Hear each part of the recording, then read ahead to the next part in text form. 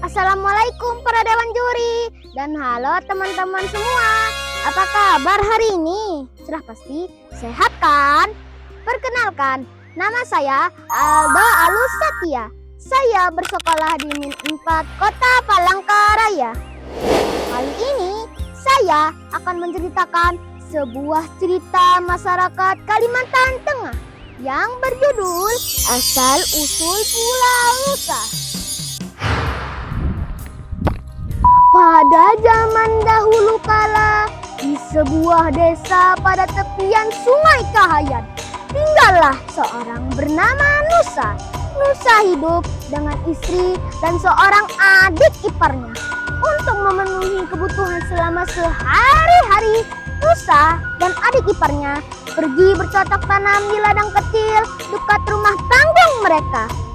Ladang yang subur dan ketekunan mereka dalam bercocok tanam menghasilkan panen yang berlimpah.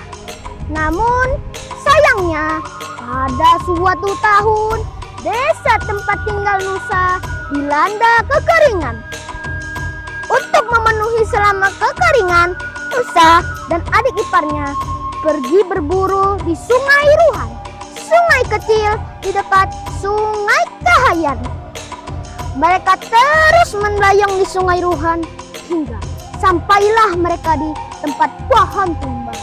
Karena menghalangi jalan mereka, Nusa dan adik iparnya mencoba membelah pohon itu.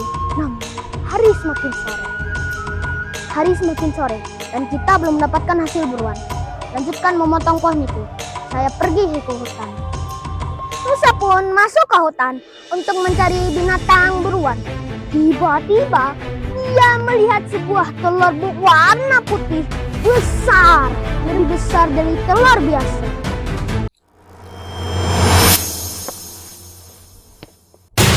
Sesampainya di rumah,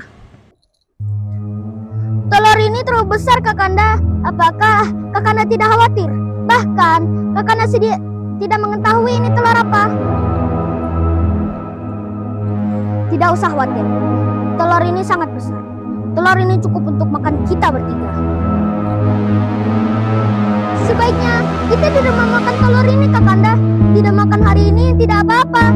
Asalkan kita tidak memakan sesuatu yang tidak jelas asal-usulnya. Nusa pun marah pada istrinya. Kalau kalian tidak memakan telur ini, biar aku saja yang memakannya. Aku tidak peduli ini telur apa.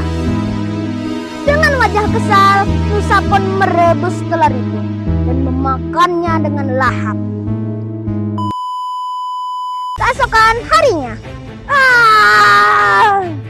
wajah Nusa terlihat panik. Seluruh tubuhnya dipenuhi bercak-bercak merah. Istri dan adik ipar Nusa menghampiri Nusa, mencoba untuk membantu Nusa. Bukannya menjadi sembuh, namun bercak-bercak merah di tubuhnya menjadi sisik. Adik ipar Nusa datang bersama warga. Warga pun terkejut melihat keadaan Nusa yang dipenuhi sisik dari leher hingga ujung kaki. Rasanya sakit dan gatal. Tolong bawa aku ke sungai. Nusa pun dibawa ke sungai. Istri Nusa hanya bisa memandanginya dengan tatapan sedih. Tiba-tiba sampailah di Sungai Kahayan. Nusa benar-benar menjadi naga yang besar. Nusa pun meminta maaf kepada istrinya dan berpesan, Adinda, nanti malam akan turun hujan beserta badai. Lebih baik kamu, adikmu, beserta warga segera mengungsi. Tinggallah Kakanda di sini. Sudah menjadi garis nasib kita. Maafkanlah Kakanda selama ini tidak mendengar kata-katamu. Nusa pun hanya bisa menangis karena dia ditinggalkan oleh orang yang disayanginya. Malam pun tiba. Hujan petir, badai datang, sehingga air Kahayan meluap dan menghanyutkan Nusa hingga ke muara Sungai Kahayan. Di situ Nusa hanya terdiam diri dan melingkari tubuh. Di sana terdapat banyak ikan hingga Nusa tak susah lagi mencari makan. Namun karena keserakahan dia, ikan-ikan di sana pun menjadi cemas akan keselamatan mereka. Suatu hari, ikan seluang dan ikan jelawat terlibat pembicaraan untuk menyelamatkan umat ikan di muara Sungai Kahayan. Aku punya ide bagus. Kalian ikut saja ideku.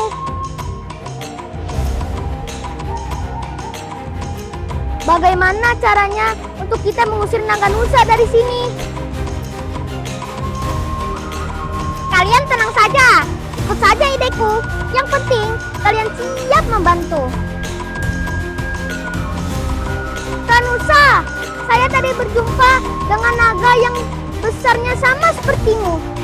Dia menyampaikan aku untuk menyampaikanmu tantangan berkelahi. Berani sekali dia menantangku. Aku tunggu besok dia di sini. Keesokan harinya, Nusa pun mempersiapkan dirinya untuk melawan naga yang kemarin ditantangnya. Tapi hari semakin sore hingga matahari condong ke barat, musuh yang ditantangnya tidak kunjung datang. Karena sudah kelelahan menunggu musuhnya, Nusa pun tertidur. Ternyata dari tadi ikan saluang mengintip Nusa dari semak-semak dan mendekatinya saat Nusa tertidur. Tuan Nusa, Tuan Nusa, musuhmu datang. Nusa melihat ke sana kemari dan dia melihat ekor yang bergerak-gerak. Tak kunjung itu, Nusa pun menggigit ekornya. Tapi Nusa terlihat aneh. Ternyata ekor yang digigitnya adalah ekornya sendiri. Ekor yang digigitnya pun putus. Ikan seluang pun memanggil yang lain untuk memakan ekor yang sedang terluka. Nusa pun lari ke sana kemari untuk menyelamatkan ekornya. Tolong, tolong. Akhirnya Nusa pun capek. Dia pun menangis kenapa nasibnya begini. Naga yang perkosa tiba. Sehabis itu, ikan-ikan pun semakin memakannya hingga sisa tulang belulangnya saja. Tulang belulangnya pun ditumbuhi dari semak belukar hingga pepohonan dan menjadi pulau. Pulau tersebut dinamai adalah Pulau Nusa di Kabupaten Pulang Pisau. Dari cerita ini kita bisa menyimpulkan bahwa akibat dari keserakahan, kesombongan, dan tidak mendengarkan nasihat orang lain, jalan-jalan ke Pulau Nusa. Pemandangannya sungguh mempesona. Cerita sudah saya selesaikan juga. Semoga membawa pesan yang bermakna. Wassalamualaikum warahmatullahi wabarakatuh.